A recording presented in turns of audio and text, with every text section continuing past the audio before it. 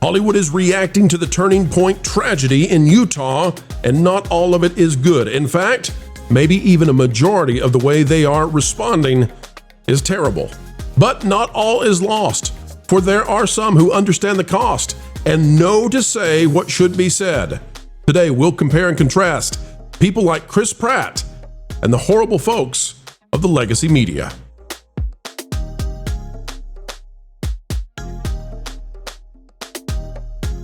Welcome back, one and all. Thank you for heeding the call.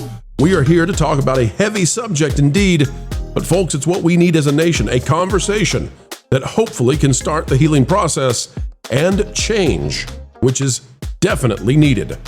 We shall not go on, we shall not move forth until we set forth a better tomorrow. Let's talk about it. We'll go over the reactions we saw in the legacy media, much of it terrible, but some like Chris Pratt, setting the way forth to do better. Click the like button and let's dive in. All right, folks, out of The Independent, Chris Pratt leads celebrity reactions to the senseless Charlie Kirk shooting. The killing of the Turning Point USA founder has been dubbed an appalling assault on free speech, with President Donald Trump calling it a dark moment for America. This is by Myra Butt and Caitlin Hornick. And Chris Pratt has done, I think, a wonderful thing, and we need to celebrate those who do the right thing. Chris Pratt has led celebrity tributes to right-wing political activist Charlie Kirk, who was shot at a rally in Utah. The Turning Point USA founder and leading ally of President Donald Trump was 31 years old at the time of his death. Figures from both sides of the political aisle have paid tribute, including celebrities such as Hollywood actor Pratt, TV host Piers Morgan, and even comedian Rosie O'Donnell. We need to say, good on them when they do that. I'm not telling you they get everything perfectly right, but we'll take what we can get sometimes. And Chris Pratt, we want to celebrate because he came out right away. First thing I saw was Chris Pratt saying, praying for Charlie Kirk right now, for his wife and young children, for our country. We need God's grace. God help us. You can tell that Chris Pratt was early in that because he was praying for Charlie Kirk.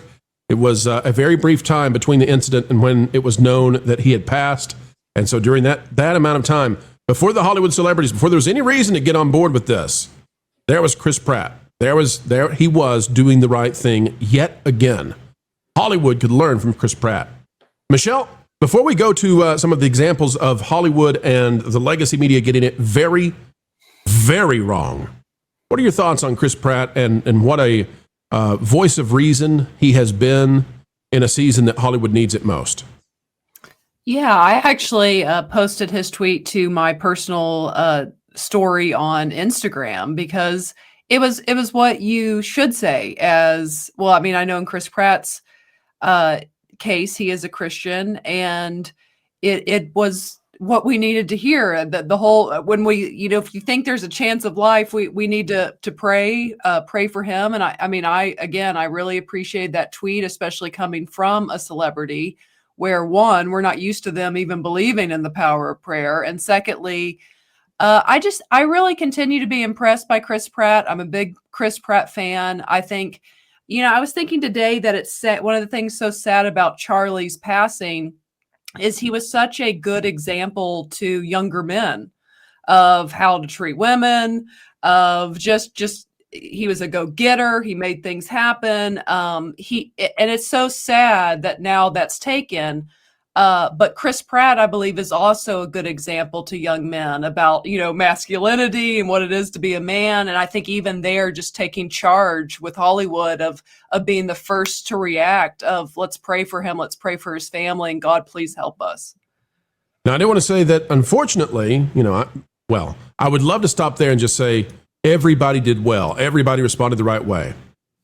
Unfortunately, when it comes to Hollywood and the legacy media, I'm afraid the opposite is true, and we need to go into that now, and we're going to talk about it because, again, this is now intolerable. The folks out there who handle this so poorly need to be denounced, and I don't know what you do with them past that. I'm not ever going to make any kind of threatening statements or any kind of calls for physical action, none of that. But I will say that this pathology that is being promulgated all across the nation, this is resulting in the weakest of us going out and doing horrible things, and that has to stop. We can't live as a society this way. CBS right off the bat, and I hope the Ellisons get a hold of this. Like, clean out the news division. I know you're bringing in Barry Weiss today. Do it today. Like, clean this house. This is how CBS responded to the passing of Charlie Kirk. And as Tony mentioned, not everyone took to his words or his rhetoric. You know, at times they were offensive to specific communities. But with that said, this is not the time to focus on that. We are focused on this tragedy. Speaking of this tragedy, is this a moment for your party to reflect on political violence? Is it a moment for us to think about the responsibility of our political leaders? And just pause for a minute. I want you to understand. He's talking to Republicans. Yeah. So he's literally, you know, after they've been shot, he asked them how they can not do things that cause them to get shot again. Well, what if Charlie Kirk had fentanyl in the system? You know, well, maybe we'd have murals. I'm sorry, that was this actually gets here, worse. Well, I was going to say this actually gets worse, and I'm going to tell you, I'm going to show you why so many people despise the Republican uniparty system. Their voices and what it does to the masses as they get lost in misinformation or disinformation that turns in and spills into political violence. I say both parties. You know, I don't even say parties. I say a nation. Okay. And if there's a moment Even in time better. we want to look to, and I looked back and I watched this again when Robert F. Kennedy is running, and he's in Indianapolis, and he just got the news that Martin Luther King was killed. And he has to tell the crowd because we don't have social media at that time. And it was remarkable the words he said. I'm going to pause there. Folks, you can go see what JFK had to say when that came to him. The fact that the former Speaker of the House, Kevin McCarthy, can't be indignant about the way that question was framed to him, that is what's wrong here. People are going to have to be open now to revealing that it's unacceptable, this level of insult, that you can be harmed, and the people who harmed you will ask you what you can do to not be harmed again. It's inappropriate. It's got to stop. And people are going to have to be indignant about this. We're going to have to be forthright in saying no. And we're going to have to say it forcefully. Panel, your thoughts on the CBS thing, and then we'll get to TMZ and them laughing as the news came in. Let me just point out here that there is a very clear. I'm going to try very hard not to make this strictly one side versus the other, because there are people that are, let's say, left leaning that definitely don't approve of this. There are some people that are left leaning. You could doubt the sincerity of their statements on social media. That's fine. That will all work out eventually. We can believe them or we can not believe them. But I want to point out the elites versus the people on the ground here. The elites are always calling for Republicans to be peaceful, while also calling for the other side to not be peaceful, justifying not being peaceful on the other side. The rhetoric here is pointed towards, well, if words are violence, well, then what is violence? Well, if words are violence, then violence is the appropriate response to words. That's the underlying message of what I see from them here. There's also some people that I've seen online recently that they're always using the language of war when describing like whether or not to buy a video game. You know, those people are essentially useless today when we're talking about actual violence in the world here, because they can't differentiate between when it's time to speak like a grown-up and say, this is not acceptable. Yes, we don't need to go out and be violent. I agree with that. But it's interesting that how much they change their tune when it's politically within their own interests to say, let's definitely not be violent. By the way, we're implying that you want to be violent, don't you? Don't you? Let's play TMZ right now, and then we'll bring in everybody else. This was one of the most shocking things that came out. TMZ, we're going to play what happened on TMZ as they were finding out and reporting live that Charlie Kirk had passed away. And then we're going to play what TMZ came back to say as their excuse for this. Folks, if you've not seen it, this may make you quite angry. 5 o'clock Eastern. Janet, go. Go to have somebody look at the Fox. Trump just posted that Charlie Kirk is dead. Now, you could probably hear the people screaming in joy and laughter, clapping. Here's what they came up with for the reason that happened. We'll play their apology. It's a non-apology. And then I'm going to show you what a ridiculous thing this is that they've tried to come up with. But TMZ, at best, is a laughable den of buffoonery when it comes to news reporting. And they should just be done. Like, if you give them any credence anymore, I'm not saying that the government comes in. I would never do that. But I'm just telling you, at this point, if you're watching them, you're supporting just total foolishness at best. We were live streaming all day during this tragedy when something happened in our office. As we were reporting the assassination of Charlie Kirk, there were some people in the back room away from our news desk here who were watching a car chase, and they were laughing, they were clapping, and you could hear it out here. And we want to make... Michelle, when's the last time you clapped and cheered like it was the Super Bowl over a car chase? I have not. I didn't think so. Yeah, maybe the Bronco. Yeah. I'll play just a little bit more, but then I got something to show everybody. Hang tight. I was a child, but OJ. Hang tight just a minute. A couple of things clear. One is that I know these people, and they were not laughing, they were not reacting that way about Charlie Kirk's assassination. They were not. They would not work here if they did. And that being said, we acknowledge that it was horrible timing. And for that, we are sorry. We apologize. We apologize that you had to hear that. And I get why, if you're watching the stream, you may have felt that that's what the laughter was about. We assure you, it was not about that, but it was horrible timing. I cannot tell you how much I value the assurance of TMZ. Yeah, a gossip column, glorified paparazzi ring. I think somebody said it in the chat, glorified paparazzi. That's exactly what they are. I want to thank Upset Ducks for doing this. This was brilliant. Asked the AI system Grok, were there any car chases or police pursuits today between 12 p.m. and 4 p.m. Mountain Standard Time where TMZ is located?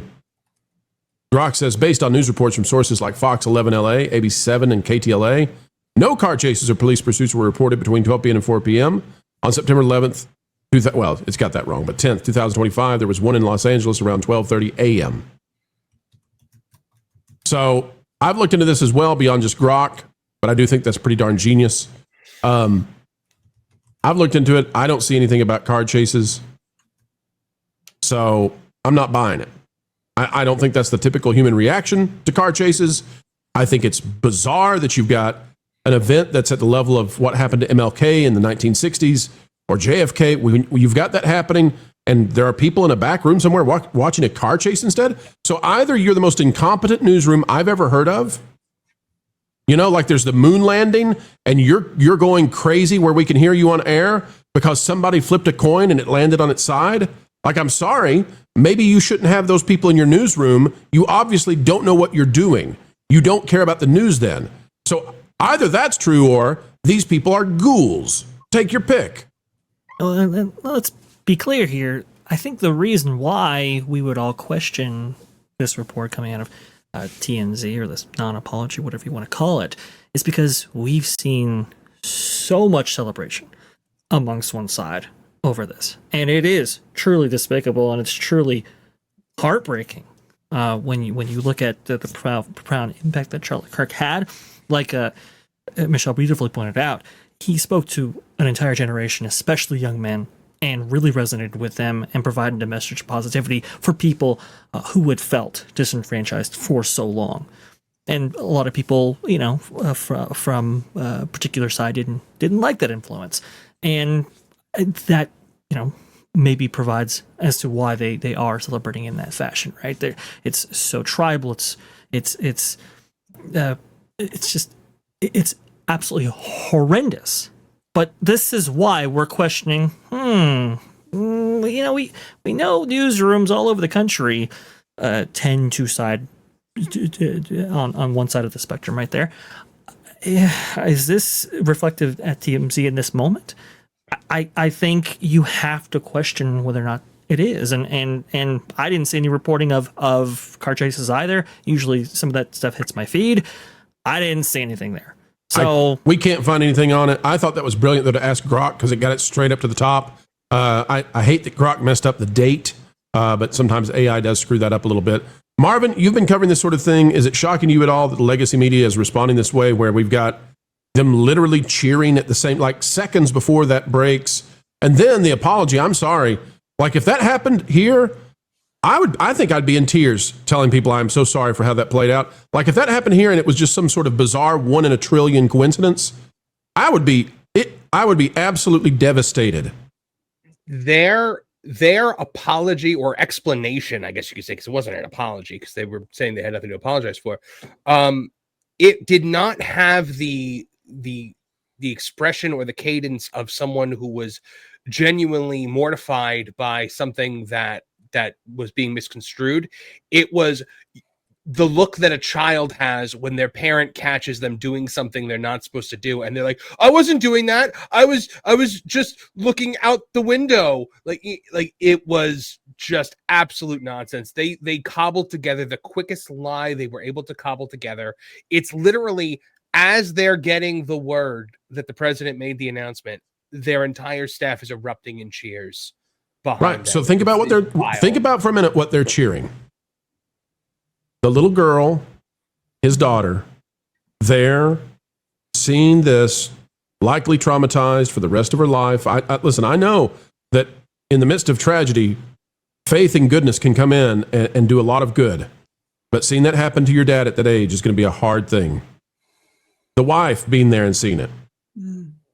And having people celebrate that. They need to go and look in the mirror hard, because they're on the pathway to becoming the historic evils that we've seen in the past that brought forth hell onto the earth. For their sake, I hope they'll reconsider. And that's a wrap, ladies and gentlemen. We are done for now, but don't worry. Do not fret. Not yet, for more content is still coming your way 4 times a day right here on the Pro Channel. What a joy it has been to share our time with you. We hope you feel the same. Adding value to your every single day is our job here, and we take it very seriously. Folks, the only thing we ask in return is that you consider clicking that like button. Share, subscribe, click it. Stick it to those algorithms. It's the notification bell. And drop a comment right on down below. And folks, if you'd like to subscribe to our partner YouTube channels, That Park Place, That Pod Place, That Game Place, and some of those radio stations like Vacation Radio, well, we certainly would appreciate it. Until the next time we have the honor of spending time and being invited into your day, folks, we go on our way saying this: keep learning, keep growing, and as always, keep having fun. Jump into the water! Why listen to music made by people and companies who really don't like you? Check out Vacation Radio today and prepare for all new content made by the people behind the WDW Pro Channel. It's the place you need for all the music. That should be fun.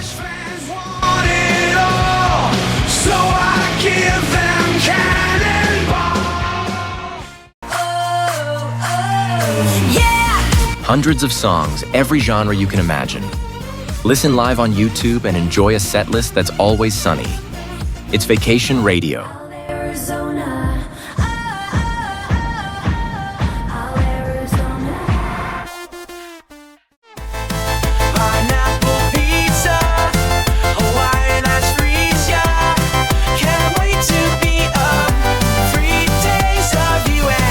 What are you waiting for? Every WDW Pro video has a link to Vacation Radio in the video description. Try it out and subscribe today.